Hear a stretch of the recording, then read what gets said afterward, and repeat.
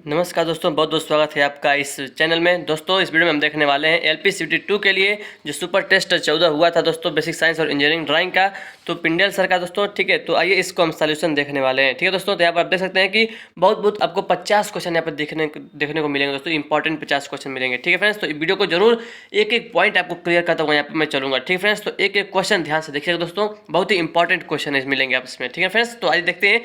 जो पहला क्वेश्चन दोस्तों कह रहा है कि टी स्क्वायर की लंबी पट्टी को क्या कहते हैं दोस्तों, तो उसको क्या कहते हैं, ब्लेड कहते हैं। आप यहाँ पर देख सकते हैं फ्रेंड्स, यही है टी स्क्वायर। ठीक है, यहाँ पर लंबा सा आपको दिख रहा है ना, यही क्या है, इसको हम कहते हैं ब्लेड कहते हैं। ठीक है, और एक यहाँ पर नाम इसका देख लीजिए दोस्तों, जो उसका ऊपर का हिस्सा है, ठीक है ना, इसको स्टॉक बोलते हैं। क्या बोलते हैं, स्टॉक या हेड बोलते हैं। ठीक है फ्रेंड्स, स्टॉक या हेड बोलते हैं। और ये आप देख सकते हैं फ्रेंड्स, यहाँ पर इसको वर्किंग एज बोलते हैं। ठीक है ना, वर्किंग एज बोलते हैं।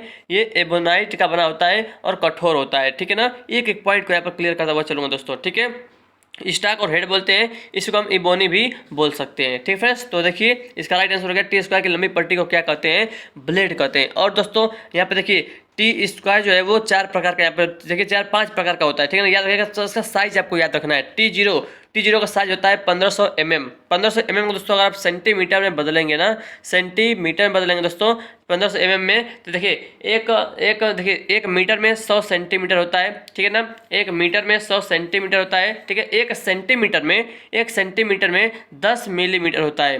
ठीक है ना, 10 मिलीमीटर, ये हो जाएगा 150, ये जगह दोस्तों 150 सेंटीमीटर का हो जाएगा ये। ठीक है ना, 150 सेंटीमीटर का होता है। ठीक है, तो टी जीरो का 1500, टी1 का 1000, टी2 का 700, टी3 का 500 और टी4 का 350। तो ये आपको ध्यान में रखना है, याद रखना है। ठीक है ना, टी जीरो 1500, टी1 1000, टी2 700, टी3 500 और टी4 350 mm का होता है। ठीक है ना, तो पहला क्वेश्चन एकदम क्लियर होगा दोस्तों। ठीक है, एक पॉइंट आपको दोस्तों याद रखना है। ठीक है, आइए अगला क्वेश्चन देखते हैं फ्रेंड्स। अगला क्वेश्चन क्या है, कह रहा है कि एक ड्राइंग इंस्ट्रूमेंट बॉक्स में निम्न में से कौन सा यंत्र नहीं होता है। ठीक है ना, अब यहाँ पर देख सकते हैं कि ये ड्राइंग इंस्ट्रूमेंट यहाँ पर बॉक्स रखा हुआ है यहाँ पे। ठीक है फ्रेंड्स, यहाँ पर आप देख सकते हैं कि हर एक चीज़ यहाँ पे क्या क्या चीज़, हर चीज़ रखा है दोस्तों। लेकिन ऑप्शन में देखिए क्या कर रहा है कि देखिए ऑप्शन दिया है bow, compass, scale, divider, inking pen. तो इसमें से कौन नहीं है दोस्तों, इसमें देख सकते हैं कि इसमें जो है स्केल नहीं रखा हुआ है। ठीक है ना, तो फ्रेंड्स ऑप्शन बी यहाँ पर करेक्ट हो जाएगा। ठीक है दोस्तों, जो बो कंपास दोस्तों पहला ऑप्शन दिया है बो कंपास, इसका प्रयोग दोस्तों 25 mm से छोटे वृत्त बनाने के लिए किया जाता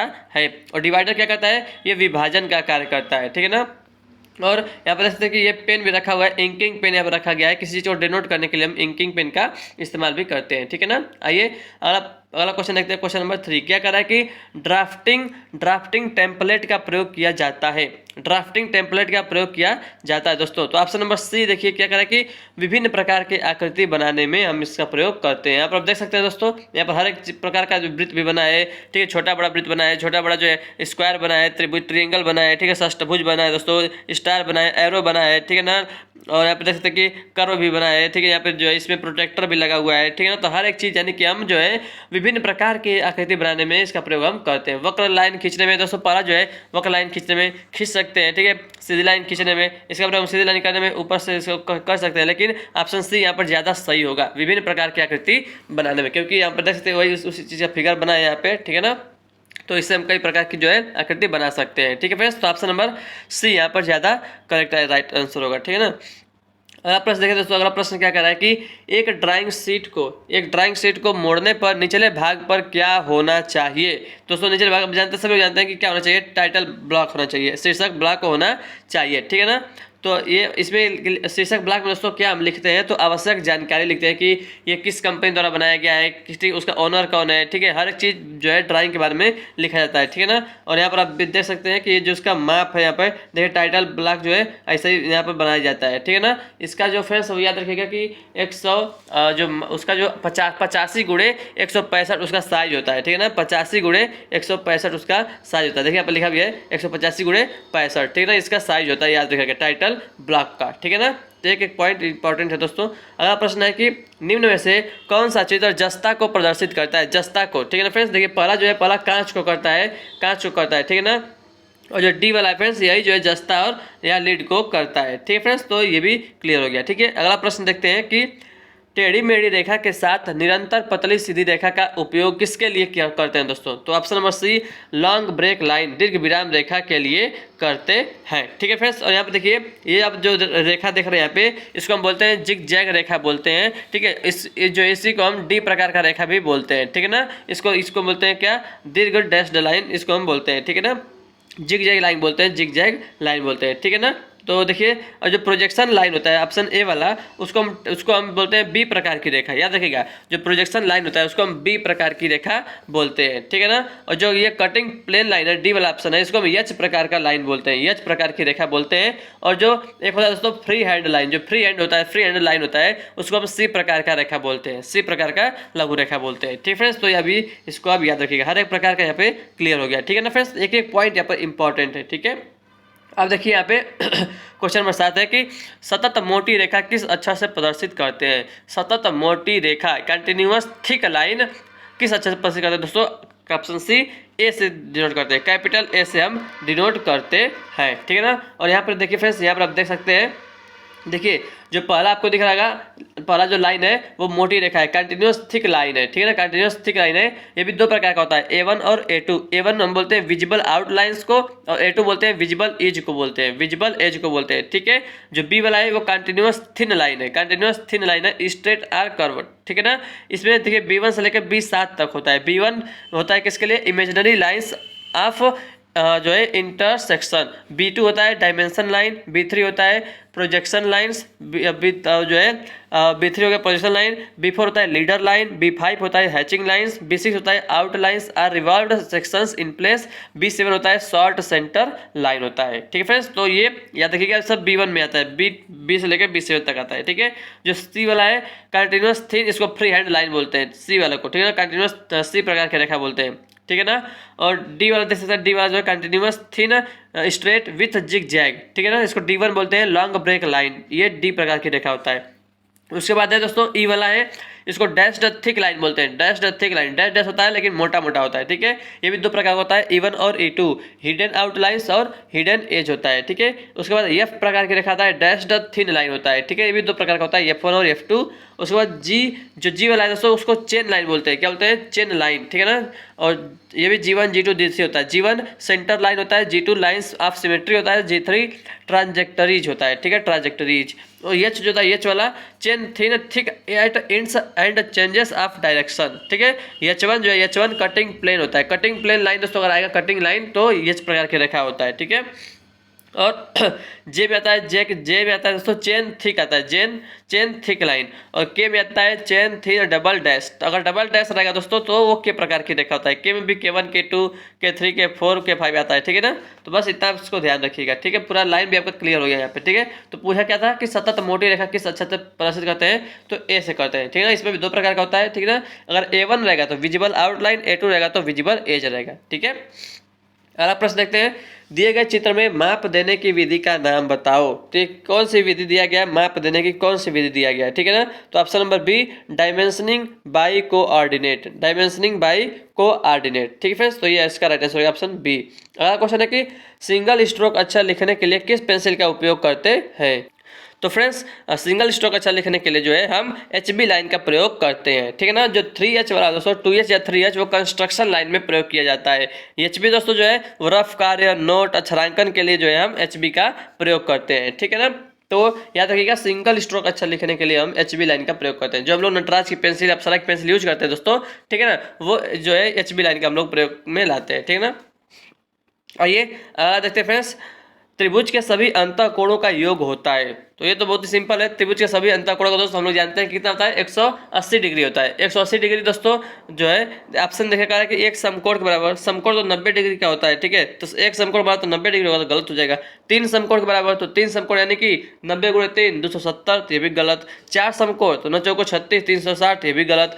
तो ऑप्शन डी कह रहा है कि 2 समकोण के बराबर, तो 2 समकोण के बराबर दोस्तों 90 गुणे 2 यानी कि 180। तो त्रिभुज के सभी अंतःकोणों का योग जो है 2 समकोण के बराबर होता है। ठीक है ना, तो ऑप्शन नंबर डी याद रखिएगा। ठीक है ना, ये त्रिभुज है, त्रिभुज के सभी एंगल का योग जो है A + B + C 180 होता है। ठीक है ना, दोस्तों जो अगर पूछेगा कि त्रिभुज के सभी जो है बाह्य कोणों का योग कितना होता है, तो 4 समकोण के बराबर 360 डिग्री होता है। ठीक है, आइए आगे बढ़ते हैं दोस्तों।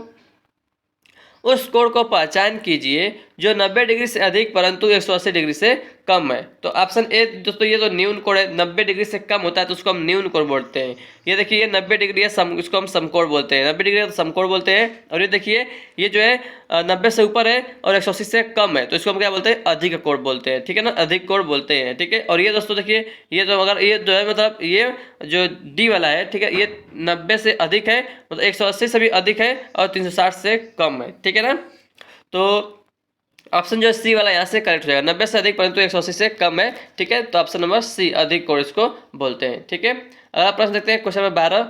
प्रथम कोणीय प्रक्षेप पद्धति में यानी कि फर्स्ट एंगल प्रोजेक्शन सिस्टम में एक वस्तु का दायां पार्श्व दृश्य खींचा जाता है तो कहाँ खींचा जाता है दोस्तों, ऑप्शन सी उत्सेद के बाएं यानी कि left of the elevation, left of the elevation यानी कि जो एलिवेशन यानी कि जो फ्रंट व्यू के बाएं साइड में, फ्रंट व्यू के बाएं साइड में जो है वस्तु का दायां पार्श्व दृश्य खींचा जाता है। देखिए दायां कर रहा है, दायां खींचते हैं किधर, बाएं साइड, दायां खींचते हैं बाईं साइड, याद रखिएगा, ठीक है ना। एलिवेशन के यानी कि फ्रंट व्यू के बाएं साइड में हम वस्तु का दायां पार्श्व दृश्य खींचा जाता है, ठीक है। यहाँ पर आप देख सकते हैं यहाँ पे, ठीक है, बीच में देखिए फ्रंट व्यू है, फ्रंट व्यू के जो है जो राइट साइड है, ठीक है, फ्रंट व्यू के राइट साइड में लेफ्ट वाला हम जो है वस्तु का पार्श्व दृश्य खींचते हैं, ठीक है ना। फ्रंट व्यू को एलिवेशन बोलते हैं। और ये टॉप जो नीचे टॉप व्यू बना है दोस्तों, ये फर्स्ट एंगल की बात हो रही है, नीचे टॉप व्यू बना है, टॉप व्यू को हम प्लान बोलते हैं, क्या बोलते हैं, PLAN प्लान बोलते हैं, ठीक है। और फ्रंट व्यू के राइट साइड में यानी लेफ्ट साइड में हम राइट साइड वाला जो है वस्तु का खींचते हैं, ठीक है ना, याद रखिएगा। आगे बढ़ते हैं फ्रेंड्स। यदि थर्ड एंगल प्रोजेक्शन में वस्तु के फ्रंट व्यू को F से लिखा है तो ABCD में से टॉप व्यू बताओ। दोस्तों देखिए थर्ड एंगल प्रोजेक्शन में वस्तु के फ्रंट व्यू को F से, देखिए जो आपको नीचे दिख रहा होगा बीच में F दिख रहा है, ये क्या है, उसका फ्रंट व्यू है, ठीक है। तो टॉप व्यू बनता है ऊपर, ठीक है ना, टॉप व्यू बनता है ऊपर, और यहाँ पर फ्रंट व्यू के नीचे जो C लिखा है वो बॉटम बनता है, और फ्रंट व्यू की जो राइट साइड में है वो राइट साइड है, और फ्रंट व्यू के लेफ्ट साइड में वो लेफ्ट साइड व्यू है, ठीक है। तो टॉप क्या पूछा था इसमें, टॉप व्यू कौन सा होगा, बी वाला होगा। तो इसमें से राइट आंसर देखिए बी कौन सा लिखा है, ऑप्शन नंबर बी में ही बी लिखा है, तो ऑप्शन बी यहाँ पे राइट आंसर हो जाएगा, ठीक है। अगला प्रश्न देखते हैं। सममितीय प्रक्षेप अनुपात में छोटे हो जाते हैं, ठीक है। तो कौन सा अनुपात में छोटे हो जाते हैं दोस्तों, ऑप्शन डी करड़ी में 2 रेशियो करड़ी में 3। यहाँ पर आप देख सकते हैं सममिति बटा वास्तविक होता है कितना, करड़ी में 2 बटा करड़ी में 3। इसको आप डिवाइड करेंगे, अगर दशमलव में पूछेगा आपसे तो 0.816 इसका राइट आंसर हो जाएगा, ठीक है ना। लेकिन रेशियो में दे दिया तो करड़ी में 2 रेशियो करड़ी में 3 हो जाएगा, ठीक है। आइए आगे बढ़ते हैं फ्रेंड्स। किसी बिंदु का अनुविक्षेप क्षैतिज तल में XY रेखा से उतनी ही दूरी पर होगी जितनी कि उस बिंदु की डैश से दूरी होगी। तो ऑप्शन नंबर ए VP यानी कि वर्टिकल प्लेन, ठीक है, एलिवेशन, ठीक है। तो फ्रेंड्स तो यानी कि किसी वस्तु का अनुविक्षेप क्षैतिज तल में XY रेखा से उतनी ही दूरी पर होगी जितनी कि उस वस्तु की VP से दूरी होगी, ठीक है। अगला प्रश्न है कि पाउंड किस पद्धति का मात्रक है, पाउंड नहीं इसको बोलते हैं पाउंड, ठीक है ना। पाउंड जो है किस पद्धति का मात्रक है, तो ऑप्शन सी ब्रिटिश पद्धति का मात्रक है, ठीक है ना। FPS भी होता है और मिलिट्री में आता है CGS और MKS पद्धति आता है, ठीक है ना। तो ये मिलिट्री पद्धति कहलाता है। 1 पाउंड में दोस्तों कितना होता है याद रखिएगा, 1 पाउंड में होता है 0.4536 kg होता है, ठीक है ना। 1 पाउंड में 0.4536 kg होता है। 1 पाउंड में 16 आउंस होता है, क्या होता है, 1 पाउंड में 16 आउंस होता है, ये भी आप याद रखिएगा, ठीक है दोस्तों। आइए आगे बढ़ते हैं। कह रहे हैं कि 185 मिलीग्राम में कितने ग्राम होते हैं, 185 मिलीग्राम में कितने ग्राम होते हैं दोस्तों, तो 0.185 होते हैं। इसको हम भाग दे देंगे तो लग जाएगा, ठीक है ना। देखिए 185 मिलीग्राम में कितने ग्राम पूछा है, बस इसमें आपको करना क्या है, केवल आपको जो है 1000 से क्या करना है, भाग दे देंगे तो ग्राम में बदल जाएगा, ठीक है ना।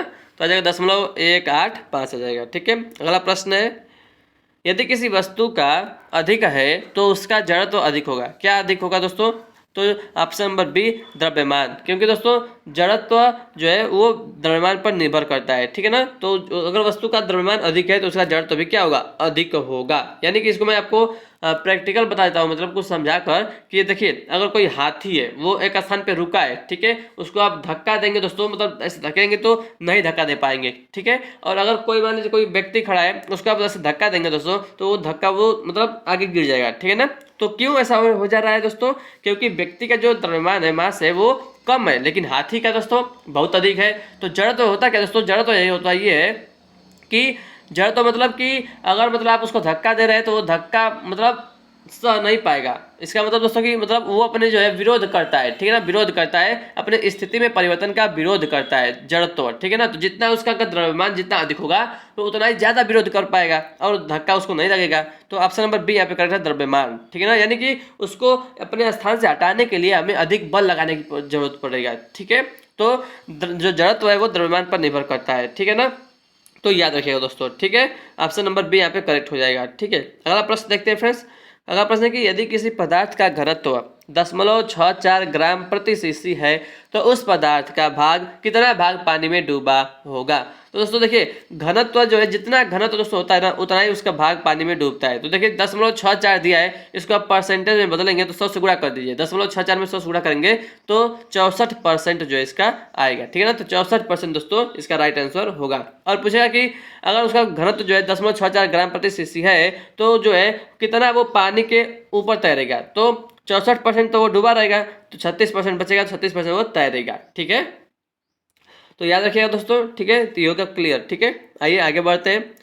निम्न में से सही कथन है। तो ऑप्शन ए दिया है कि हाइड्रोमीटर प्लवन के सिद्धांत पर कार्य करता है, ठीक है, तो ये बात सही का है। लेकिन जो बी वाला कह रहा है, क्या कह रहा है कि पृथ्वी के केंद्र पर मान अनंत होता है। नहीं दोस्तों, पृथ्वी के मान पर जी का मान जो है वो 0 होता है, ठीक है। उपरोक्त दोनों इनमें से कोई नहीं। तो ऑप्शन ए बिल्कुल सही जवाब है, हाइड्रोमीटर प्लवन के सिद्धांत पर कार्य करता है, ठीक है। यहाँ पर याद रखिएगा दोस्तों, जो गुरुत्वीय त्वरण होता है स्मॉल जी का मान होता है पृथ्वी पर 9.81 मीटर प्रति सेकंड स्क्वायर होता है, ठीक है, मैक्सिमम 10 होता है, ठीक है। और चंद्रमा पर जी का मान दोस्तों 1.625 होता है मीटर प्रति सेकंड स्क्वायर, याद रखिएगा।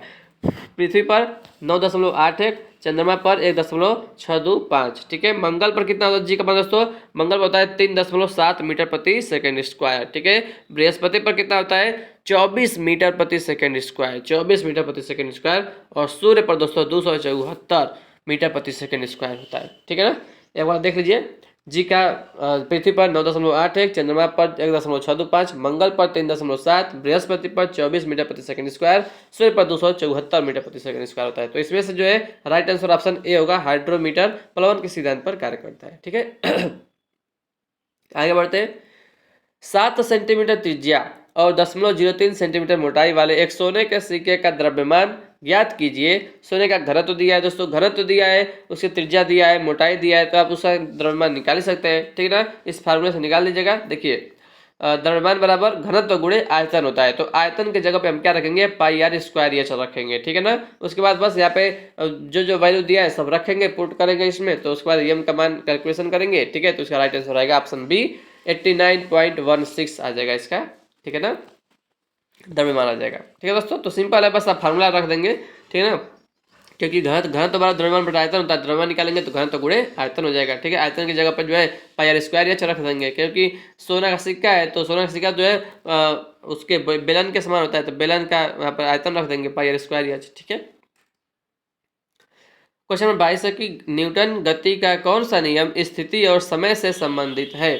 तो स्थिति और समय से दोस्तों ऑप्शन नंबर बी, न्यूटन गति का दूसरा नियम, ठीक है। जो पहला नियम है दोस्तों वो वेग और समय को, न्यूटन गति का पहला नियम वेग और समय के बीच में बताता है, ठीक है, संबंध है, ठीक है। और जो तीसरा नियम है वो स्थिति और वेग। तो याद रखिए दोस्तों, याद रखिए, बहुत इंपॉर्टेंट है, ठीक है। तो जो पहला नियम है वेग और समय, पहला नियम देखिए, पहला नियम होता है क्या, v बराबर u plus a t, v बराबर u plus a t. V क्या है, वेग है, ठीक है, टी क्या है, समय है। तो पहला हो जाएगा वेग और समय, ठीक है। और दूसरा नियम होता है दोस्तों क्या, यस बराबर U T plus half A T square, ठीक है। यस क्या है, उसका विस्थापन यानी कि उसकी स्थिति है, ठीक है। और यस बराबर U T plus half A T square होता है। तो न्यूटन जो दूसरा नियम है, ठीक है, वो स्थिति और जो है मतलब जो लिखा है स्थिति और समय, ठीक है ना, स्थिति और समय दूसरा हो गया। और तीसरा दोस्तों वी स्क्वायर बराबर यू स्क्वायर प्लस 2as होता है, ठीक है। तो वी स्क्वायर बराबर इसमें यस आता है और भी आता है, तो स्थिति और वेग तीसरा नियम बताता है, ठीक है। आगे बढ़ते हैं। 10 मीटर प्रति सेकंड वेग से 36 से 45 डिग्री पर फेंकी गई एक वस्तु के लिए क्षैतिज प्रयास कितनी होगी। तो 45 डिग्री पर फेंका गया दोस्तों, तो बहुत ही मतलब 10 मीटर पर सेकंड है 45 डिग्री पर, तो 45 डिग्री पर फेंकेंगे दोस्तों तो जो रेंज होगा दोस्तों वो बहुत अधिक होगा, ठीक है ना। और हाइट का फार्मूला देखिए, हाइट का फार्मूला ये होता है एच बराबर you square sine square theta बटा 2g होता है, ठीक है। लेकिन हमको निकालना क्या है, रेंज निकालना है, ठीक है ना। तो 45 डिग्री पर जो रेंज होगा वो मैक्सिमम रेंज होगा, तो मैक्सिमम रेंज का फार्मूला होता है यू स्क्वायर बटा जी। यू स्क्वायर बटा जी, तो यू का मान दिया है, यू यानी कि जो है प्रारंभिक वेग, ठीक है। तो यू का मान दिया है 10, तो 10 गुणे 10 बटा जी का मान भी 10, तो 10 से 10 काट देंगे तो आ जाएगा 10, तो 10 मीटर जो है इसका राइट आंसर आएगा, ठीक है। तो ऑप्शन डी यहाँ पर गलत दिया था, 5 दिया था, तो यानी कि सही क्या होगा 10 होगा, ठीक है ना। तो 10 मीटर पर सेकंड के वेग से अगर हम 36 पर जो है 36 से 45 डिग्री पर कोई वस्तु फेंकेंगे तो 10 मीटर की दूरी तय करेगी, ठीक है। अगला प्रश्न है कि यदि एक व्यक्ति गेंद को 25 मीटर पर सेकंड के वेग से ऊर्ध्वाधर ऊपर की ओर फेंकता है तो गेंद द्वारा प्राप्त ऊंचाई मीटर है, तो यच का मान ज्ञात करें, ठीक है। तो 25 के स्पीड से हम फेंक रहे हैं, ऊपर की ओर फेंक रहे हैं, तो कितना वो ऊपर जाएगा दोस्तों, ठीक है ना। तो देखिए हम निकाल लेंगे इस फार्मूले से, देखिए यू का मान दिया है 25, भी का मान 0 हो जाएगा, क्योंकि जब वस्तु ऊपर जाएगी तो ऊपर जाकर तो कहीं रुकेगी, फिर वहां से जो है वो नीचे गिरना शुरू होगी, तो ऊपर जाएगी तो उसका अंतिम वेग 0 हो जाएगा। जी का मान 10 है, ठीक है, एच निकालना है, तो इस फार्मूला से हम निकाल लेंगे गति के तीसरे समीकरण से, भी स्क्वायर बराबर you square plus 2a yes, भी स्क्वायर का मान 0 हो जाएगा, यू स्क्वायर 25 का हो जाएगा, 25 का स्क्वायर प्लस 2a 2 रखेंगे, और यस जो a है त्वरण है वो जब नीचे गिरेगा दोस्तों, नहीं ऊपर जा रहा है, हाइट निकालना है, तो ऊपर जाएगा तो उसका मान माइनस लेंगे, ठीक है ना, और यच का मान निकालना है, तो बस इसको निकालेंगे दोस्तों, तो आ जाएगा कितना 31.25 मीटर आ जाएगा, ठीक है। आ जाएगा कितना 31.25 मीटर, ठीक है। आगे बढ़ते हैं, अगला प्रश्न देखते हैं। 2 किलोग्राम की गेंद की गति 2 मीटर प्रति सेकंड से बढ़ाकर 4 मीटर प्रति सेकंड करने के लिए कितना कार्य करना पड़ेगा। तो फ्रेंड्स यही फार्मूला है, ठीक है ना। गतिज ऊर्जा में परिवर्तन E2 माइनस E1 निकालेंगे, 1/2 m V2 का स्क्वायर माइनस V1 का स्क्वायर, बस यहाँ पे आप रख देंगे वैल्यू जो दिया है, ठीक है। आ जाएगा कितना 12 जूल, इसका राइट आंसर आ जाएगा, ठीक है ना। बहुत ही सिंपल है, बस ये फार्मूला याद रखेंगे दोस्तों तो आपका सवाल लग जाएगा, ठीक है। तो 25 क्वेश्चन इस वीडियो में हमने देखा। आइए आप फिर से देखते हैं 26वां क्वेश्चन। 0.1 हार्स पावर बराबर कितना केजी प्रति सेकेंड होता है, ठीक है फ्रेंड्स। तो याद रखना पड़ेगा इसको, देखिए 1 हार्स पावर बराबर जो है 75 केजी मीटर प्रति सेकेंड होता है, ठीक है ना। 1 हार्स पावर में 75 होता है, तो 0.1 में पूछा है तो 7.5 हो जाएगा, ठीक है ना, सिंपल। आगे बढ़ते हैं। यदि 2400 न्यूटन का बल 90 किलोग्राम द्रव्यमान की एक ट्रॉली को 30 मीटर धकेलता है तो किए गए कार्य का मान बताएं। तो सिंपल है दोस्तों, बस फार्मूला लगाना है। कार्य बराबर क्या होता है, बल गुणे विस्थापन। बल का मान दिया है 2400 न्यूटन, विस्थापन का मान दिया है 30 मीटर, आ जाए कितना 72,000 जूल आ जाएगा।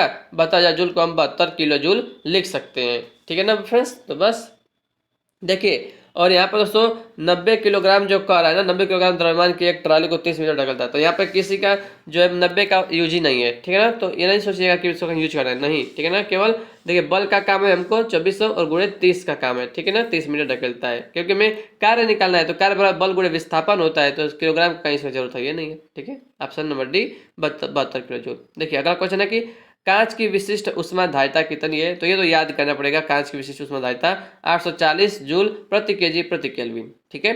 आगे बढ़ते हैं। अगला प्रश्न है कि देखिए बहुत ही सिंपल है, अभी देखिए 2.5 ग्राम गैस के वाष्पीकरण की विशिष्ट गुप्त ऊष्मा ज्ञात कीजिए यदि यह इसके क्वथनांक 180 डिग्री सेल्सियस पर संघनित होने पर 600 जूल जो है ऊष्मा मुक्त करती है। तो क्या ज्ञात क्या करना है, विशिष्ट गुप्त ऊष्मा यानी कि लेटेंट हीट ज्ञात करना है। तो इसका फार्मूला होता है एल बराबर क्यू बटा यम, ठीक है ना। क्यू क्या है, ऊष्मा है, जो ऊष्मा दिया 600 जूल दिया, 600 बटा यम यानी कि द्रव्यमान है, तो 2.5 ग्राम, बस अब भाग लगा देंगे इसमें, तो आ जाएगा ऑप्शन नंबर डी 240। देखिए लग रहा है कितना कठिन क्वेश्चन लग रहा है, ठीक है, लेकिन है क्या, बस यही है, एल बराबर क्यू बटा यम, बस। आगे बढ़ते हैं। देखिए यदि आदर्श कृष्णिका का ताप 273 डिग्री सेल्सियस से बढ़ाकर 819 डिग्री सेल्सियस कर दिया जाए तो उससे उत्सर्जित ऊर्जा की दर कितने गुना बढ़ जाएगी। तो सबसे पहले इसको हमको केल्विन बदलना पड़ेगा, ठीक है ना। देखिए जो यहाँ पर होता है E प्रोपोर्शनल टू T के पावर 4 होता है, स्टीफन का नियम होता है, ठीक है। तो E2 बटा E1 करेंगे तो T2 बटा T1 का पावर 4 हो जाएगा, ठीक है। ये तो अब उसके बाद देखिए यहाँ पे देखिए, ठीक है, पहले हमें क्या करना पड़ेगा, इसको केल्विन में बदलना पड़ेगा। तो 819 दिया था, तो 819 में 273 जोड़ेंगे, और 273 दिया था, इसमें 273 जोड़ेंगे, ठीक है। तो उसको उसके बाद ये दोनों काट देंगे ना दोस्तों, तो काटेंगे, काट पीट करेंगे तो 1 बटा ये 16 आएगा। यहाँ पर देख सकते हैं फ्रेंड्स, ऐसा आएगा, ठीक ना, 1:16 आएगा, ठीक है। सिंपल है, बस केल्विन में बदल कर जो है आप जो है E प्रोपोर्शनल टू T की पावर 4 जो है बस उसको लगा देना है, ठीक है, 1:16 रेशियो आ जाएगा। समदाबी प्रक्रम में नियत रहता है। क्या नियत रहता है दोस्तों? देखिए समदाबी, दाब आ रहा है इसमें, दाबी समदाबी यानी कि समान दाब। तो नियत क्या रहता है? दाब, दाब जो है क्या रहता है? वो नियत रहता है। ठीक है, सिंपल है। ठीक है, उसके बाद देखिए लोहे के 100 ग्राम ब्लॉक को 30 डिग्री सेल्सियस से 50 डिग्री सेल्सियस तक गर्म किया गया। ब्लॉक में कितनी ऊष्मा स्थानांतरित की गई थी? लोहे का विशिष्ट ऊष्मा दिया है, तो कितनी ऊष्मा यानी क्यू का मान निकालना है दोस्तों। तो फार्मूला होता है यस बराबर क्यू अपान यम गुणे डेल टी होता है। ठीक है, तो यस का मान दिया था 650, देखिए दिया था 650 विशिष्ट ऊष्मा दिया ना 650 बराबर क्यू बटा यम, यम का मान 100 ग्राम है, 100 बटा 1000 कर देंगे, किलोग्राम में बदल देंगे, गुणे डेल टी, डेल टी यानी कि टेम्परेचर में डिफरेंस। तो 30 से 50 कर रहे हैं तो 50 में से 30 घटाइए 20, 20 बढ़ा रहे हैं तो 20 लिखेंगे। ठीक है, और बस क्यू बराबर काट पीट देंगे, क्यू का माना जाएगा 1300 जूल। ठीक है, तो सिंपल है, बस फार्मूला याद रखिएगा यस बराबर क्यू बटा यम डेल टी। ठीक है, आगे बढ़ते हैं। निम्न में से सही कथन है? तो ऑप्शन ए आवेश को प्रेरण द्वारा उत्पन्न किया जा सकता है, और दूसरा जो दिया है आवेश को घर्षण द्वारा उत्पन्न किया जा सकता है। तो दोनों सही दोस्तों, दोनों के द्वारा हम उत्पन्न कर सकते हैं। ठीक है, तो ऑप्शन नंबर सी करेक्ट है, एक व दोनों करेक्ट है। अगला प्रश्न है, बहुत ही सिंपल सवाल है दोस्तों ये वाला। 1500 वाट का एक विद्युत हीटर दिन में 2 घंटे उपयोग किया जाता है। यदि 1 यूनिट बिजली की राशि 4 रुपये हो तो 30 दिन के महीने के कुल विद्युत कितना होगा? ठीक है फ्रेंड्स, तो बहुत ही सिंपल है। देखिए कैसे लगाते हैं, मैं आपको ऐसे ही बताता हूँ। ठीक है, देखिए फार्मूला होता है कि वाट गुणे घंटा गुणे दिन बटा 1000। ठीक है ना, तो पहले यूनिट निकालना है, कितना यूनिट हम लोग खर्च कर रहे हैं। ठीक है ना, तो वाट कितना दिया है? 1500 वाट। ठीक है, 1500 वाट गुणे घंटा, कितना घंटा दिया है? 2 घंटा। तो 1500 गुणे 2, ठीक है, गुणे कितना दिन का निकालना है? 30 दिन का निकालना है। तो 1500 गुणे 2 गुणे 30 बटा 1000। ठीक है, अब उसको काटेंगे दोस्तों तो आपका आएगा कितना? 90 आएगा। ठीक है ना, देखिए यहाँ पे इसमें देखिए 1500 का 2 को है तो 3000 वाट हो गया, 3000 वाट हो गया। ठीक है, तो उसके बाद देखिए 3000 वाट को हम 3 किलो वाट भी लिख सकते हैं। तो कुल खपत तो देखिए 30 दिन का गुणे 3 किलो वाट घंटा, तो गुणा करेंगे तो 90 यूनिट आएगा। और जो है 4 रुपये दिया था 1 यूनिट का, तो 90 यूनिट का 360 रुपये, 9 चौको 36, 360। ठीक है, तो ऑप्शन नंबर सी 360 हो जाएगा। ठीक है, अगला प्रश्न देखते हैं कि 2 मिनट में 5 एम्पियर की धारा प्रवाहित करने वाले एक परिपथ से होकर कितने कूलम्ब का चार्ज प्रवाहित होता है? तो क्यू का मान निकालना है। क्यू का फार्मूला होता है क्यू बराबर आई टी। तो आई का मान दिया है 5 एम्पियर, टी का मान दिया है कितना? 2 मिनट। 2 मिनट को हम सेकंड में बदल लेंगे, 2 गुणे 60 कर देंगे तो हो जाएगा कितना? 600। तो ऑप्शन नंबर सी हो जाएगा 600 कूलम्ब। ठीक है, अगला प्रश्न है, नीचे दिए गए कुचालक में से उस कुचालक की पहचान करें जिसकी प्रतिरोधकता उच्च है। प्रतिरोधकता उच्च है दोस्तों, तो देखिए ऑप्शन नंबर बी कठोर रबर, ये तो याद करना पड़ेगा। कठोर रबर का जो प्रतिरोधकता है वो उच्च है। ठीक है, इसमें से अगला प्रश्न है कि जब 50 ओम के बराबर मान वाले यन प्रतिरोधों को श्रेणी में संयोजित किया जाता है तो उसका समतुल्य प्रतिरोध कितना होता है? तो दोस्तों 50 ओम का जो है यन प्रतिरोध है, तो 50 यन जो है इसका राइट आंसर होगा। ठीक है ना, 50 यन जो है इसका राइट आंसर होगा दोस्तों। ठीक है, अगर समांतर में रहता तो 50 बटा यन हो जाता। ठीक है, अगला प्रश्न देखते हैं। पदार्थ का वह गुण जो प्रतिरोध के विपरीत गुण प्रदान करता है क्या कहलाता है? तो प्रतिरोध का उल्टा हम क्या किसको बोलते हैं? चालकता को बोलते हैं प्रतिरोध का उल्टा। ठीक है ना, चालकता 1/r होता है। अगला प्रश्न है कि एक शीशा पर 30 kg व 40 kg के 2 बच्चे इसके एक तरफ इसके बीच में से क्रमशः 2 मीटर और 2.5 मीटर की दूरी पर बैठे हैं। ठीक है, तो 80 किलोग्राम वाले व्यक्ति को इसे संतुलित करने के लिए कहाँ बैठना चाहिए? तो दोस्तों आपको क्या करना है, देखिए जो 30 किलोग्राम वाला बच्चा है वो 2 मीटर की दूरी पर बैठा है, और जो 40 किलो वाला बच्चा है वो 2.5 मीटर की दूरी पर बैठा है। ठीक है, एक साइड दोनों बैठे हैं। तो देखिए क्या करिए, 30 गुणे 2 करिए, 30 दूनी 60 प्लस 40 गुणे 2.5 करिए तो 80 और 20 100, तो 60 और प्लस 100 कितना हो गया? 160 हो गया। 160 बराबर 80 गुणे x कर दीजिए, तो 160 बराबर 80 गुणे x। ठीक है, तो x का मान क्या होगा? 160 बटा 80 यानी कि 2 आएगा, 2 मीटर। देखिए ऑप्शन दिया होगा, देखिए ऑप्शन सी 2 मीटर। कैसे सॉल्यूशन करेंगे देखिए वही मैं बताता आपको। ठीक है, देखिए 30 गुणे 2 प्लस 40 गुणे 2.5 बराबर 80 गुणे x। ठीक है, तो 160 बराबर 80 x और x बराबर 2 मीटर। बहुत सिंपल है। ठीक है, जैसे हम लोग मैथ में लगाते हैं ना औसत वाला सवाल, उसी तरह ये भी है। ठीक है ना, अगला प्रश्न है कि निम्न में से किसका प्रयोग नहरों के गेट खोलने व बंद करने में किया जाता है? तो ऑप्शन बी, रैक व पिनियन का प्रयोग करते हैं, याद रखिएगा, ठीक है, रैक और पिनियन। अगला प्रश्न है कि इनपुट का आउटपुट में रूपांतरण किसके द्वारा किया जाता है? तो ऑप्शन नंबर डी, सीपीयू के द्वारा किया जाता है। सीपीयू का फुल फॉर्म क्या होता है? सेंट्रल प्रोसेसिंग यूनिट होता है, ठीक है। अगला प्रश्न है कंप्यूटर स्क्रीन पर ब्लिंक करने वाले प्रतीक को क्या कहते हैं? तो उसको ऑप्शन डी, कर्सर कहा जाता है, ठीक है ना, कर्सर कहते हैं।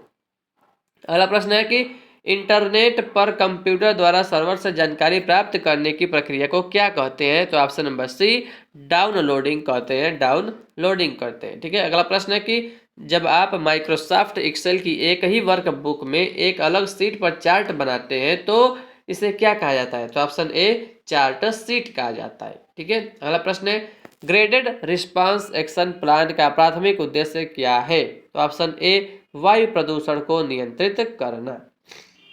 अगला प्रश्न है कि वायु गुणवत्ता सूचकांक AQI, इसका फुल फॉर्म याद रखिएगा, एयर क्वालिटी इंडेक्स में प्रदर्शित किया जाता है। क्या प्रदर्शित किया जाता है? तो ऑप्शन नंबर डी, नंबर, संख्या। ये 0 से 500 के बीच में होता है, ठीक है ना, कि आखिर मतलब कौन सी जगह का AQI कितना है, ठीक है ना, तो 0 से 500 के बीच में ये होता है, ठीक है। निम्नलिखित में से कौन सा खाद्य श्रृंखला में पहला पोषी स्तर है?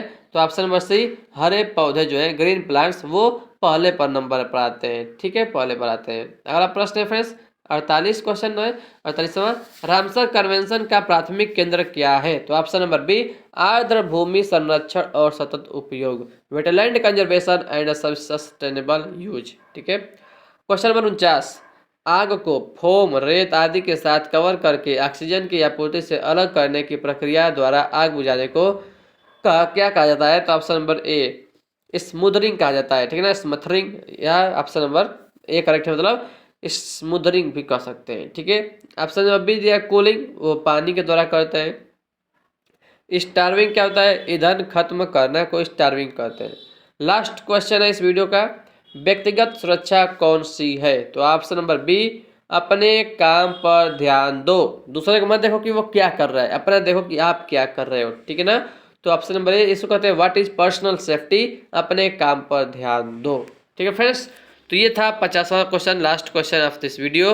तो फ्रेंड्स कैसा लगा आपको वीडियो, कैसा लग रहा है मेरा वीडियो आपको? अगर वीडियो पसंद है वीडियो को लाइक करिएगा, चैनल पर नए चैनल को सब्सक्राइब करिएगा दोस्तों, ठीक है फ्रेंड्स। तो एक नया सीरीज मैंने शुरू किया है दोस्तों, उसको भी जरूर देखिएगा, ठीक है ना। SK झा सर का जो है ट्रेड के लिए, स्पेशल ट्रेड के लिए जो दोस्तों जो है वो वीडियो मैं ला रहा हूँ, ठीक है, उसको भी जरूर देखिएगा। एक वीडियो बना चुका हूँ, ठीक है, अब आने वाले वीडियो में एक और चैप्टर उसका लाऊंगा, ठीक है फ्रेंड्स। तो अगर वीडियो पसंद है वीडियो को लाइक करिएगा, चैनल को सब्सक्राइब करिएगा। Thank you for watching this video, take care, bye bye, जय हिंद, जय भारत, वंदे मातरम।